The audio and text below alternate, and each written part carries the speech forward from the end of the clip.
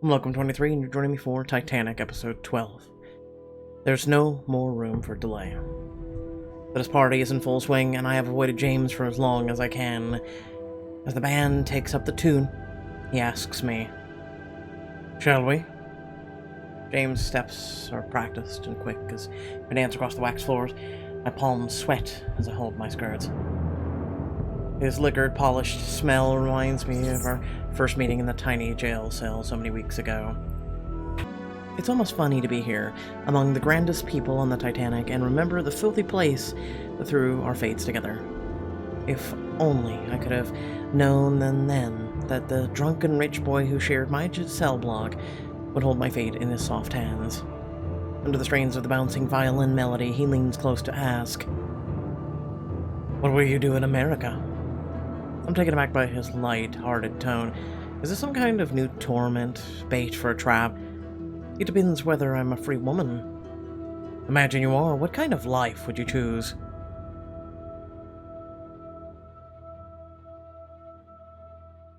One that makes a difference. I would work to change things, and I'm sure there are injustices in America too. And end up on the American jail system instead of the English one. Perhaps. You would sacrifice your future for your ideals. Again. Yes, though I fear sacrifice is a foreign concept for a gentleman. It is, but I'm curious. I'll always fight for my own rights. How can I not fight for another's? I'm no hypocrite.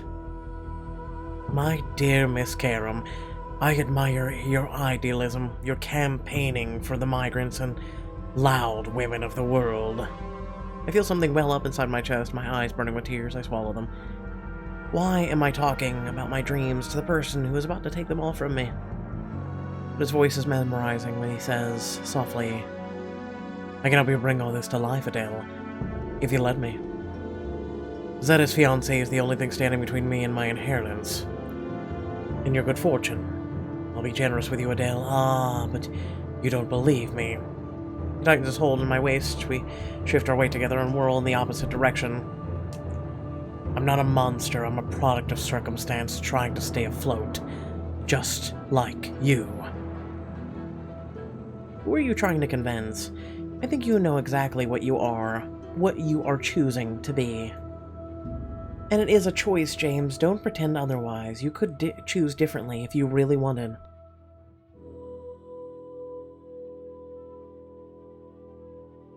His mask of kindness cracks underneath something harder, hungrier.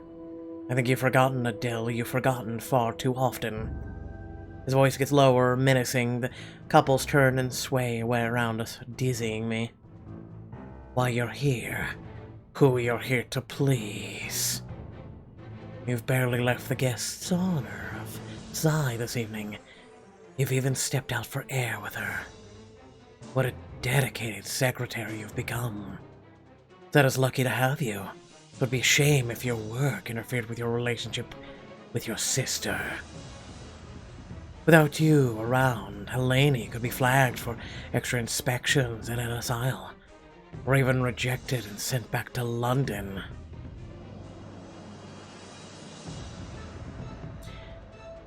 This fight is between you and me. There's no reason to bring others into this. This is our battle, not theirs.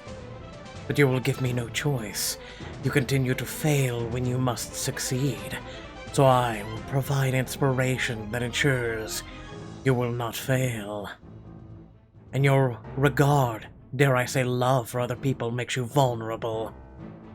Spoken like the loneliest man in the world. He smiles smugly and shrugs. The music ends and the dancers clap politely. James offers his arm, and I grudgingly accept the delay. It seems is over. "Tonight, my dear Miss Karam, we send a message. We transmit an urgent Marconiogram to Zetta's beloved Richard, containing damning information. Not just sowing seeds of doubt, but burning the bridges between them. He must read the message, throw away the diamond ring, and never speak to Zetta again. Because if he doesn't..." For the first time that evening, I see threats and bravado fall from James's face. I'm ashamed to say, I'll be the first casualty of their marriage. After a moment, James recovers. He clears his throat and looks down on me. And if I cannot send such a message to Richard King, I'll send an alternative message to the authorities in New York. Something like, Cote del Karim, London, felon, bail jumper, recommended incarceration immediately or return to place of origin. You see? You don't have to do this. There's gotta be another way you can keep your place in Zetta's life. You know Zetta always gets her way, and if that way includes Richard's, he will cast me aside. Doesn't she care for you? Not as much as she cares for her career. You're determined to make her a villain. The previous days flashed before my eyes. From Zetta sizing me up on my first day to the warmth in her eyes on the deck just now, I think of the way she looked tonight among the flickering candles. Happy. I imagine her young and hopeful all those years ago on a ship to America, clinging to the arm of a man she thought she could trust. I can see her huddling against the cold as her husband drags her from the audition to audition, his lies blustering around her like the wind.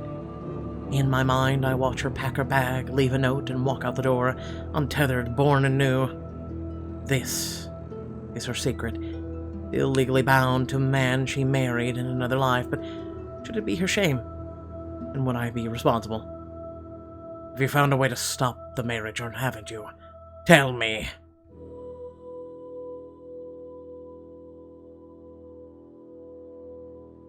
Lions say the investigation was a failure. I take a deep breath and look James in the eye. I'm sorry, James. I don't have what you're looking for. You're cunning, you protected Zetta, and the truth of what you know. His mouth drops open in incomprehension. I feel hot blood rush to the tips of my fingers. I tried to find something on Zetta, truly. I did. But I can't unearth it in a few days what you had a lifetime to... Lies! James is trying and failing to restrain his anger. He spits. You're crafty enough to sneak around the ship, recruiting allies against me, but not enough to uncover my aunt's secrets. We had a deal, Adele, Karim, and you failed to uphold your part. Deal. You tricked me into coming. I can't help you exploit people. It's against everything I stand for. Funny, you didn't have such strong morals when I got you out of jail. Perhaps that was because Mateo's job offer failed to mention blackmail and deceit. You're taking everything from me. You understand? Now I can take everything from you. I'll be contacting the authorities within the hour. This isn't the only way. Please, James. I know you think you have to do this, but you don't.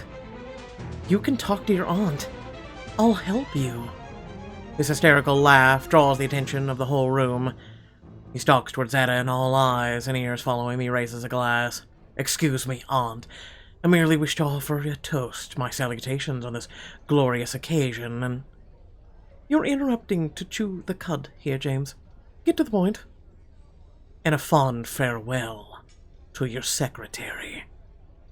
Zetta narrows her eyes over her wine glass, half annoyed, half amused. A farewell? And why might that be? To put it simply, Adele is in confidence, woman, who agreed to come aboard the Titanic to help me destroy you. Come again? I brought Adele to help me ruin your marriage to Richard King, to help him from ruining our family. For the price of her freedom, your secretary was to get close to you, discover your worst secret, and deliver it to me. She failed. And now she'll go back to jail, where I found her. At the word jail, the crowd that has formed around us utters a collective gasp. And silent. I keep my chin high and clasp my hands to keep them from shaking. I know in my heart I have nothing to apologize for. If they want to be ashamed of me fighting for my rights, they'll be waiting a long time. I look directly at Zetta, whose face breaks slowly into a smile. Bravo, James. You're quite the schemer. That's all you have to say. You've been played. She was hired to ruin your marriage. She was, wasn't she? But she had a conscience and a lot of courage. Adele told me about your terrible plan. James grabs my arm in anger. You what? No. No, this doesn't change anything. I'll take you back. Stop this madness. You've run out of options, James. Calm down before you land yourself in a cell. I attempt to slowly loosen his grip. He drops his hand. The truth seems to dawn on him slowly. He fights it warily, tears pricking his eyes despite his sharp tone. I'll get to her lady. Then I'll hold her. I'll make you tell the secret. Mateo, who's been watching from behind Zetta's table, moves closer to speak quietly into James's ear. Or perhaps, now that we're announcing our threats to the audience, Mateo subtly gestures to the unabashed stares of the guests surrounding the conflict. And Mateo's word, James seems to remember himself. He gives up a tight, cruel smile, straightens his cuffs. Off to send a word to the authorities, then.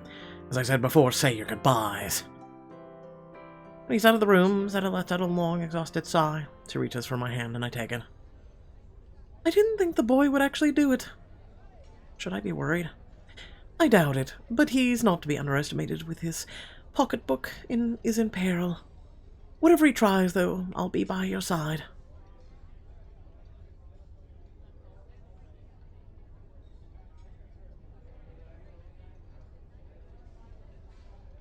James may need you too. He is vindictive, but he is your nephew. Perhaps he'll respond to a bit of love. You're thoughtful about her family, she'll remember that. I don't know if I can conjure that up for him right now, but maybe you're right. I'm going to retire to my room and prepare a message to my lawyers. If anyone can figure out a way to keep you out of jail, it's them. Are you certain? Zetta stands and gives me a sad smile. There's a little certain in life, sweetheart, but lawyers with high quarterly rate? They're as close as we'll get. This wasn't exactly the soiree I wanted, but I suppose the truth had to come out sometime. You're a true friend, Adele. She leans toward me so only I can hear. Her warm breath is in my ear. And I'll wait for you tonight, if you'd like.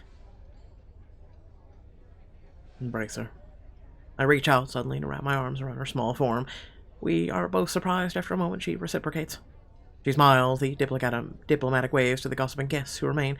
Zetta and Sabine leave the cafe side by side. The quintet strikes up a beautiful tune I recognize as the Song of Autumn. Mateo makes his way slowly towards me, his hazel eyes locked on mine. The air, which has seemed to buzz and pop with electric tension, settles quietly around us with the music. I can't stay long. I have to attend to James. But I would be remiss if I didn't tell you. Your boldness tonight was impressive. Honesty lacking, business sense zero. All right. But your survival instincts remain intact, a worthy attribute. I think your coming days will be difficult, to be frank, but those who doubt your ferocity would be wrong. Thank you. Your kindness teaches things, especially after all we've been through. This is why I feel I must say them. I can't guarantee anything, but if I had my way... Swallow's bracing himself. I'd be your constant ally. Before I can respond, he puts a hand on my arm, just for a moment, and tears himself away. I spot a few members of the muttering crowd looking in my direction. I slip off for some quiet. Out on the deck, the piercing chill shocks my bare skin. The air is unmoving, the water glints silver like rain on London cobblestones. The truth has finally rolled forth, or at least most of it, and I've survived. James is out to get me, but Zetta will do her best to help. And none of it is easy or pleasant or simple, yet I'm still here. Now Helene and I must prepare for the next set of challenges. I wonder what we'll meet in the coming days. I feel...